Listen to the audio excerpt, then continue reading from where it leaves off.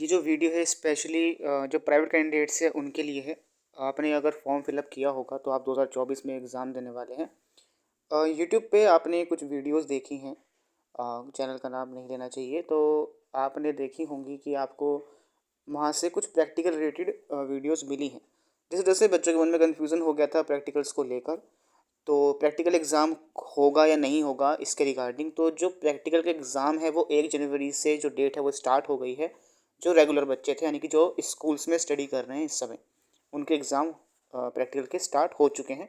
School वाले कभी भी ले सकते हैं। लेकिन जो प्राइवेट कैंडिडेट्स हैं उनके जो प्रैक्टिकल एग्ज़ाम हैं वो नहीं लिए जाएँगे, ठीक है? ये बात एकदम पक्की है कि आपका कोई भी प्रैक्टिकल का एग्ज़ाम नहीं होगा। आपने जो फॉर्म की फ़ीस भरी है, 150 रुपया आपसे लिया गया था, 150 रुपए लिए गए थे क्या कहते हैं प्रैक्टिकल के, थ्योरी के अलावा।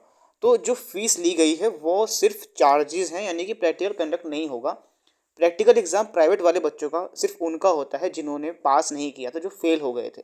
तो कुछ बच्चे ऐसे होते हैं जो प्रैक्टिकल में रह जाते हैं, तो उनको देना पड़ता है।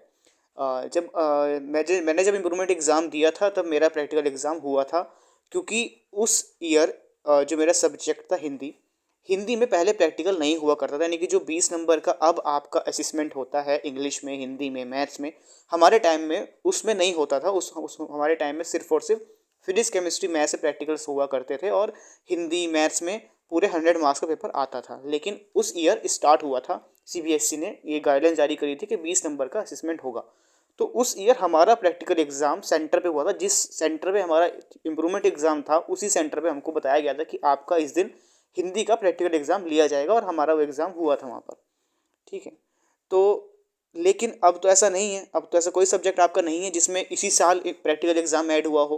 पहले से ही आपके प्रैक्टिकल एग्ज़ाम हो चुके हैं, पहले से ही आपको असेसमेंट के नंबर मिल चुके हैं। तो सीबीएसई के पास अब ऐसा ऐसा नहीं है कि उसके पास डेटा नहीं है आपका, आपका प्रैक्टिकल का डेटा है, तो वही नंबर आपके फॉरवर्ड कर देंगे, चाहे कंपार्टमेंट है, इम्प्रूवमेंट है, चाहे एसेंशियल रिपीट है।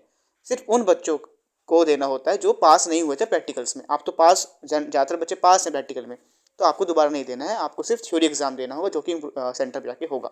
इसका ध्यान रखना, बिल्कुल भी इसी में कन्फ्यूज़ मत हो कि प्रैक्टिकल एग्ज़ाम होंगे, बिल्कुल भी नहीं होंगे। सिर्फ थ्योरी के एग्ज़ाम की तैयारी करो और चैनल से जुड़े रहें। जो भी अपडेट्स होंगे आपको मिलती रहेंगी। टेलीग्राम का लिंक दिया हुआ है, टेलीग्राम पे भी आप जुड़े रहें। जो टेलीग्राम पे नहीं जॉइंड है, जॉइन कर लेना। कॉलिंग फॉर ऐप का लिंक है, कॉलिंग फॉर ऐप पे आप कॉल भी कर सकते हो। कॉलिंग फॉर ऐप को डाउनलोड कर लो प्ले स्टोर से। अब आईडी सर्च करो ना, आईडी आपको दे रखी है, आईडी आप जैसे सर्च करेंगे वहाँ पे आपको अकाउंट मिल जाएगा, प्रोफाइल मिल जाएगी कॉलिंग फॉर ऐप पर, वहाँ से आप कॉल करके अपने डाउट पूछ पाएंगे। Thank you so much.